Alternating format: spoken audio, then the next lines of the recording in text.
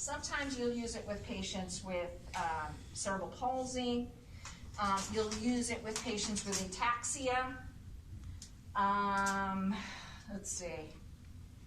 I mean, anybody where you want to really promote that reciprocal movement. So, reciprocal movement, as we know, is opposite arm and leg, right? Opposite arm and leg. So we can do, if the patient does not have great balance, we can take it slow and we can do what we call a 4-point gait. Right arm, left leg, left arm, right leg. Right arm, left leg, left arm, right leg. Yeah? Is that something you would do while they're in treatment with you, or they would use that all the time? They should, if it's going to be beneficial. I mean, it's more of a training device, but if it's beneficial and it's really going to help them, I sometimes do send it home with them. Yep. Especially patients with cerebellar ataxia. Really is helpful. Okay, then you'll progress to a 2-point. Right arm and left leg, left arm and right arm and left leg, left arm and right leg. Okay? So the reciprocal walker really helps with patients, you know, ataxia like this, right? Kind of paralyzed, or patients with Huntington's chorea. Okay? So at least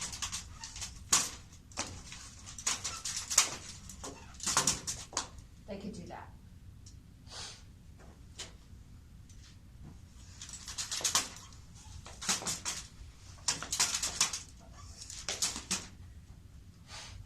Good? Okay? Okay. Now, someone that is doing community ambulation and they're out in the community and they're doing their shopping, they're running their errands, but they need some stability. Okay, this is called a rollator, community ambulator. I mean, sometimes it depends on the company. They have their own words for it. They don't adjust very easily as far as height, so you kind of have to order ahead, you know, tall, medium, short. And they have brakes. So they put their groceries here and they can go along and shop. They can walk in the community and they say, oh man, I need a rest. You back it against something stable, a wall. You put the brakes on.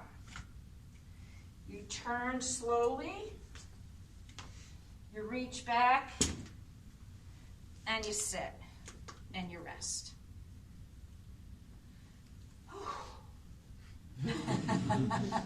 Easy. Okay?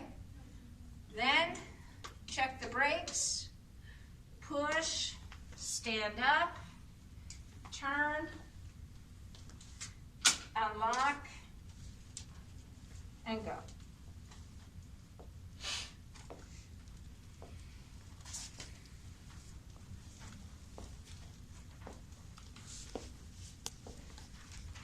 Not great for non-weight bearing. A little bit tough. It's more for that patient in the community that fatigues easily. Okay? All right.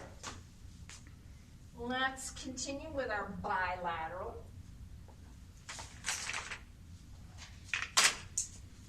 And these are very fancy excellent crutches that when we went to a conference in fall of 19, they were giving out for free, and so all of us kind of grabbed one. They're about $250 a pair, so they're not cheap. Has the right and the left on it. Okay, the nice thing about this is they kind of have a spring here. Because with crutches, patients, what happens is they lean on the crutches. And then they go, oh, my hands are numb. Yeah, yes they are. Okay, so these, I don't know, this never feels right to me, but I think it's this way. Yeah, it's this way. So you measure them typically with crutches. The way that you measure them is you go 6 inches out in front, 6 inches in front, 2 inches out, and you should be able to get 2 or 3 fingered breath under the axilla to the top of the pad. Okay? Because they shouldn't be like this, right? And they shouldn't be like this. They should be 2 to 3 finger breath so that you get a good mechanical advantage. Okay?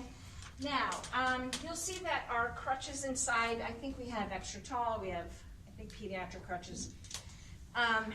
It's great because they have a little indication of the height of the person. You know, we'll say 5'10". How tall are you? I'm 5'10". Great. Pop it up to 5'10". Most of the time it's okay. Okay? So, 2 to 3 finger breaths. Drop your wrist down. Okay? Wrist is at the height of my hand grip. Okay? And this is good for me. Okay, yeah, they're good. I mean, I think they're great because they really don't compress your brachial plexus. Okay.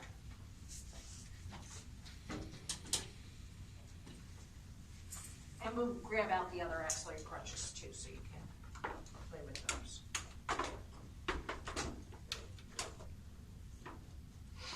Okay, these are called Canadian crutches.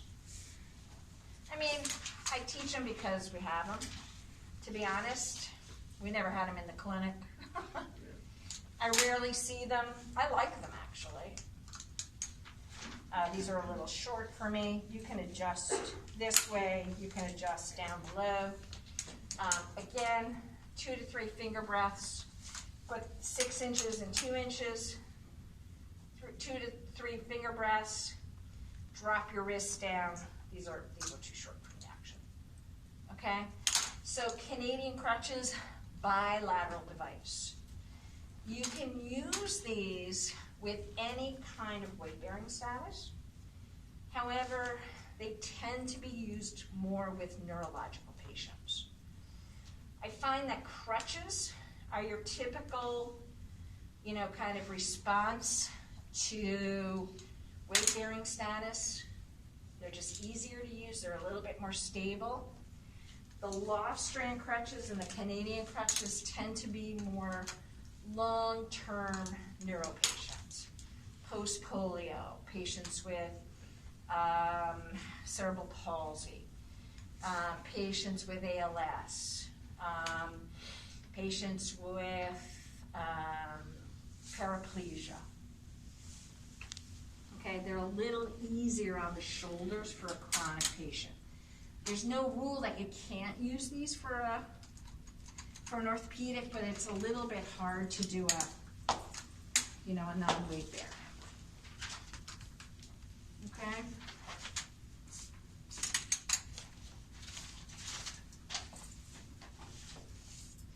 Now, you'll see when you fool around with these, you have to have really good balance, right? And I think I told you about the 18-year-old, right? Football player. Mm-hmm. And, he thought he was going to get crutches to go home, and I was like, no, you're not. Because you're going to fall on your face. And I do not want to see you back here with a broken nose and a head trauma, okay? So you're going home with the walker. Like, old ladies wear walkers. I'm like, yeah, listen. Mm-hmm. When you get stronger, when your balance improves, send your mom to CVS, she'll buy your crutches. But now, no. Okay, loft strand crutches or forearm crutches. Okay? Generally, the arm support is about 2 inches below the olecranon. The hand grips are at the greater trochanter.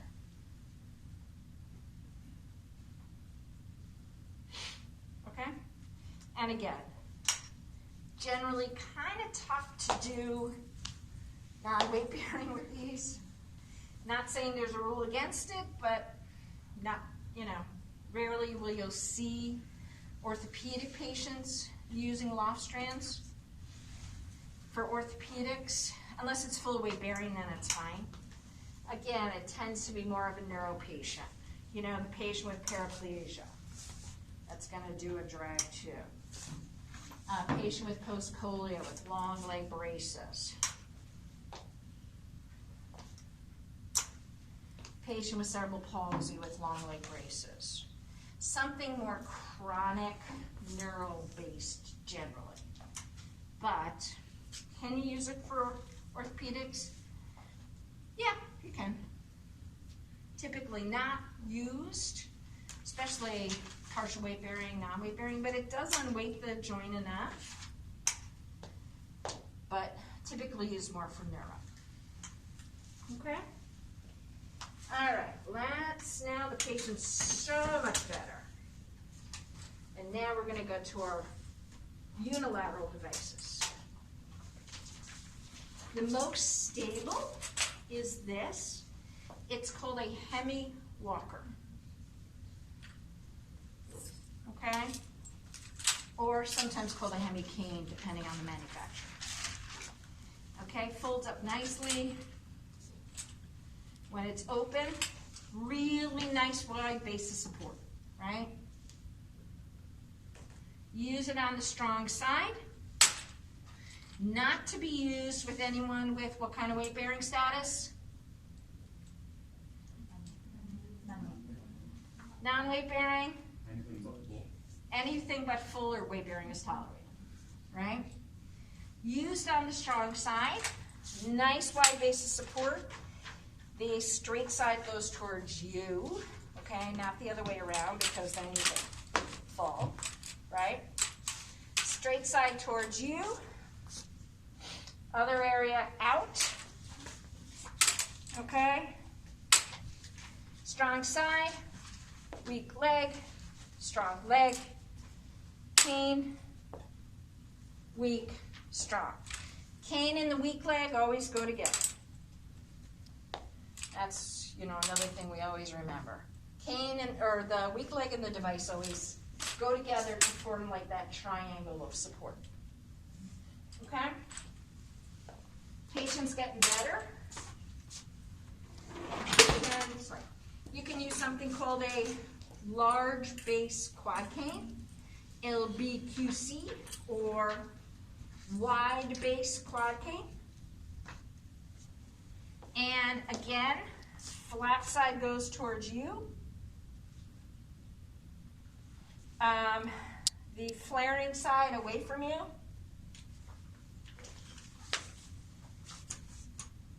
Okay? The way you adjust it is you just pop it up, and it's the greater trochanter. Drop down the hand, and the hand grip is at your crease of your wrist. Okay? Now, this is my strong side. If it's not my strong side, I just unscrew it, go around,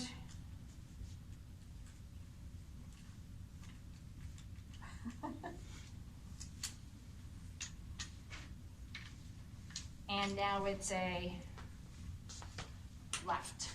I can go on my left side. Okay, but always make sure the flat side is towards you and the flared side is away from you. Okay? Yes? Can you say that again? So about the weak leg and the cane always go together? Sure. So we're going to do this next week or week after. But the weak side and the device always stick together, okay, to form support. So it's always cane in the weak side, push, step through. Cane in the weak side, support, step through. Hemi walker, did you say that you use it on the strong side? For the hemi walker, strong side. Yep, this is my strong side. Say if I had a CBA, it's always opposite. So you might say this was my weak side. Sometimes you'll see this. It's incorrect. Okay? You use the single unilateral device opposite of your weak side. So the weak side and the device support each other, and then you step through. Cane in the weak leg, step through. So this is your support. This helps the weak side. So you can push on it, take care of this side, okay? You're taking the burden with your strong side, and then you lift it and step through. So when you're stepping through, you have this support. When you pick this up, you need a lot of support, right? When you go into swing. So this is forward and helping this weak side. And then you go through. Sure. Okay. Now you're even better. And you just need a narrow base or a small base quad.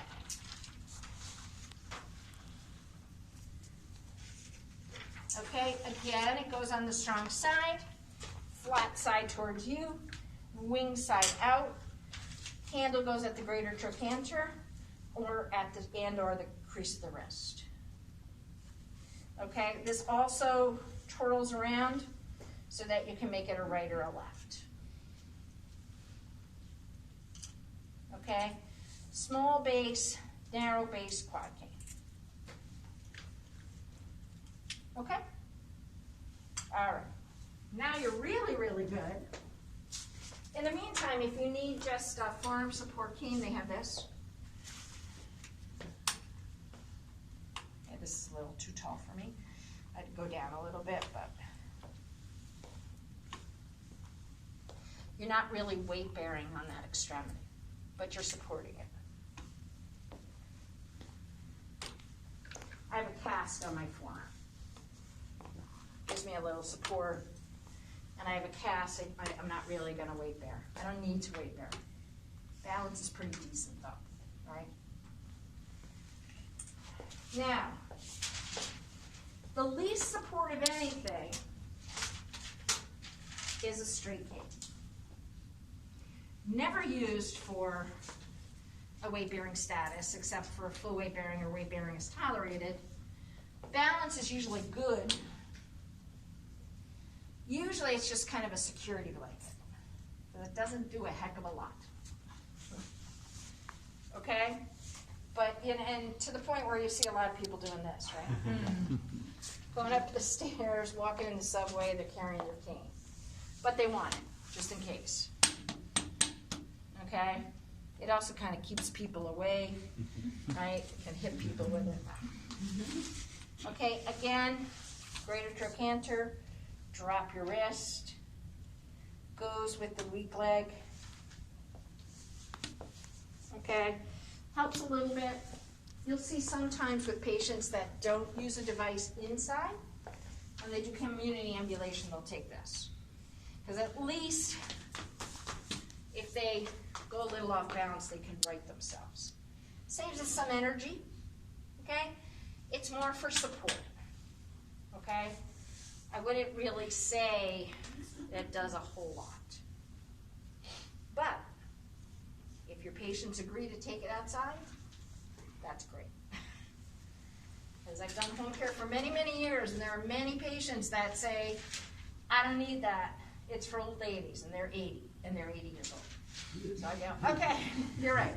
When you're 90, will you use it? Okay, well, at least can you take your walker or your cane with you? And for some reason, they don't mind taking this, because they can put their groceries there. and I can go faster. So, oh, Ralph, do we still have that support that President Miller gave us? Thanks, I just want to show that, thank you. Okay, questions? I'm not sure, but. So now you have your little basket, which is nice. And you can put your non-weight bearing extremity here, and you can go. Okay? Instead of hopping, non-weight bearing, which is really torture, okay, as you soon will see. Easy. Parallel park here. Okay? You can just put your leg, hold on to here, and scoot. Okay? All right. Yeah, that device there. Handles probably should come up a little higher. Yeah, kind of like this, like bicycle handles. Like it felt a little odd to me, but not sure. This, our president, our ex-president,